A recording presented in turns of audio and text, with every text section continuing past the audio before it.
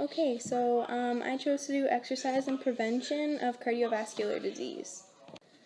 So cardiovascular disease is a class of diseases that involve the heart and/or blood vessels.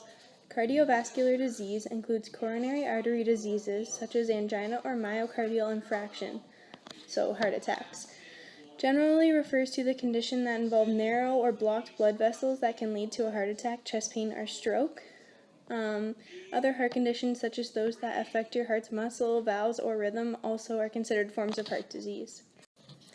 So, cardiac disease runs in my family, and that is why I chose this topic. My grandpa had heart issues and needed to have ribs broken in order to have a triple bypass surgery.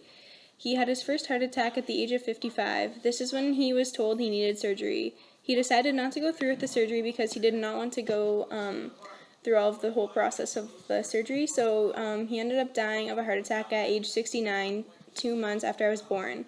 My other papa has had 2 minor heart attacks, and my nana has had 1. So some facts are cardiovascular disease is the major cause of death in America, accounting for 34% of deaths. Many suddenly, and almost all of them are premature. Aerobic exercise or cardio is the most beneficial to prevent heart disease. 9 in 10 Canadians over the age of 20 have at least one risk factor for heart disease.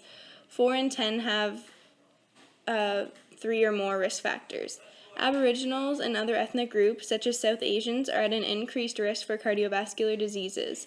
Your risk of developing heart disease increases with age. This applies especially to men over the age of 45 and women who have gone through menopause or over the age of 55. So, who is at risk? If you have diabetes, your risk of heart disease and failure increases significantly. Smokers and excessive alcohol use, people who are overweight or obese, inactive people, or people who eat a lot of sugar in an unbalanced diet. If you have a family history of heart disease and failure, you are also at a greater risk. Those who live a very stressful lifestyle are at an increased risk. Anyone with kidney disease or failure, or people with high cholesterol and high blood pressure, all are people who are considered to be at an increased risk for heart failure or disease. So for this slide, I'm going to have you guys do an activity you can try yourselves. So you're going to try and measure your heart rate. So use the tips of your first 2 fingers, but don't use your thumb, and press lightly over the blood vessels on your wrist. So you're going to count to 60 and then record your results. As you can see here, I've attached a chart so you can analyze your results. You can look to see the difference between men and women, as well as how age affects your heart rate. If you seem to be abnormally high or low, I would recommend seeing your doctor just to make sure everything's okay. So for women our age, an excellent heart rate is between like 61 and 65 beats per minute, and for men, excellent would be 56 to 61. So you should probably be falling around in there. Even the good above average is just fine. So when it comes to prevention, they say that the best prevention against heart disease and stroke is to understand the risks and treatment options. So you want to maintain a healthy, active lifestyle. You don't want to smoke. You want to exercise regularly. Try to eat a healthy and balanced diet. Watch your caloric intake, because obesity is the leading cause of cardiovascular disease. You want to reduce stress. For example, get an adequate sleep, strive for good relationships, laugh often, volunteer or attend religious services are all ways that you can help reduce stress in your life. And you want to monitor your cholesterol and maintain a healthy blood pressure, because these also lead to cardiac disease.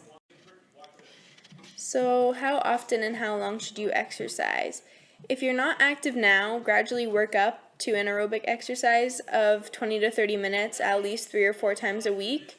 So you want to be physically active. You can slowly work up to at least 2.5 hours of moderate intensity aerobic physical activity every week, or 1 hour and 15 minutes of vigorous intensity aerobic physical activity. So that'd be like jogging or running, as opposed to the other one would be like walking, every week. So additionally, on 2 or more days a week, you need muscle strengthening activities that will work all your major muscle groups, so like legs, hip, back, abdomen, chest, shoulders, and arms. Children should be getting at least 60 minutes of activity every day. So here I'm gonna do another activity with you guys. So to get everyone up and moving and your heart's pumping, I want you all to do 10 jumping jacks, 10 burpees, 5 push-ups, and 5 sit-ups. And I've attached some videos following so you can get a little demonstration of what those are.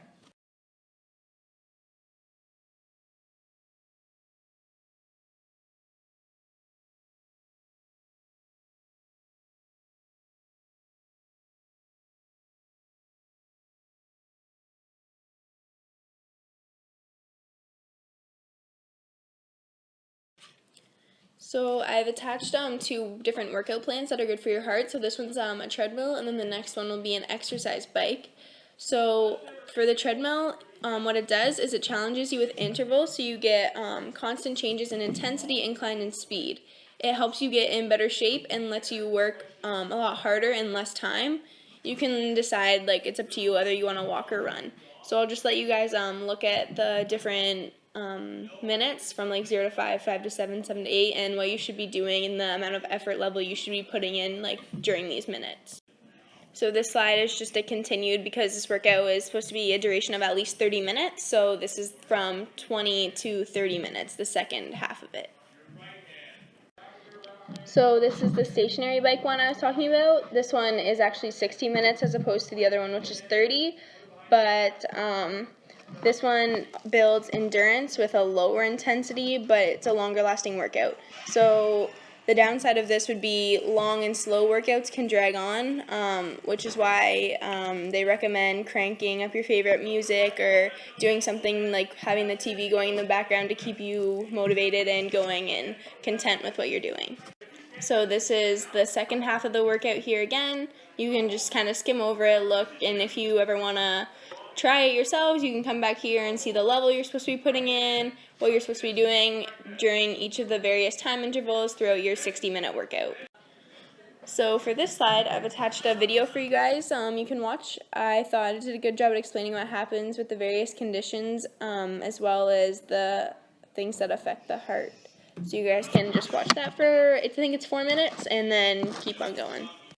So the effects of drinking and smoking, the guy in the video touched on this a little bit, but I just wanted to go into a little more detail with it. So smoking decreases HDL, which is your good cholesterol, so that's not a good thing. Smoking increases blood pressure, decreases exercise tolerance, and increases the tendency for blood to clot. Smoking also increases the risk of recurrent coronary heart disease after a bypass surgery. So it's after you have surgery, people who continue smoking continue to put themselves at a greater risk.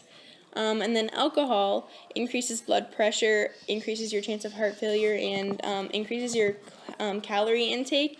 So consuming too many calories can lead to obesity and puts you at a high risk for diabetes as well as heart disease. Drinking too much alcohol can raise the levels of some fats in the blood as well, which will damage your heart.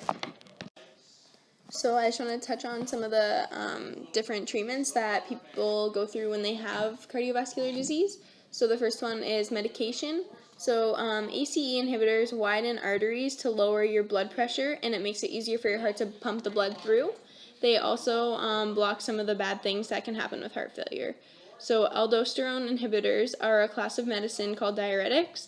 They can ease swelling and water buildup that heart disease can cause. They help the kidneys send unneeded water and salt from your tissues and blood into your urine to be released. These drugs may help some symptoms even while you undergo other treatments. They protect your heart by blocking a chemical in your body called aldosterone that causes salt and fluid buildup in your arteries and heart.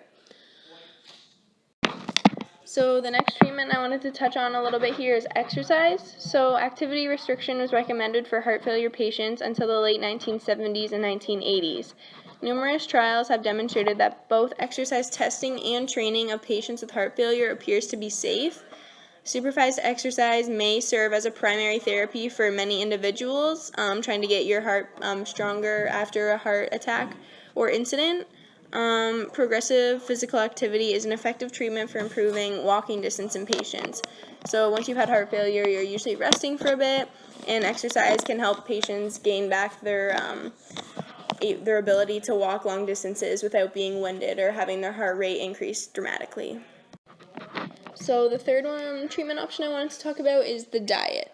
So many patients who have had cardiovascular disease are required to change their lifestyles and diets. So they recommend fish and foods that are high in omega-3, red, yellow, and orange veggies such as carrots, squash, red peppers, sweet potatoes are packed with carotenoids, fiber, and vitamins that are beneficial.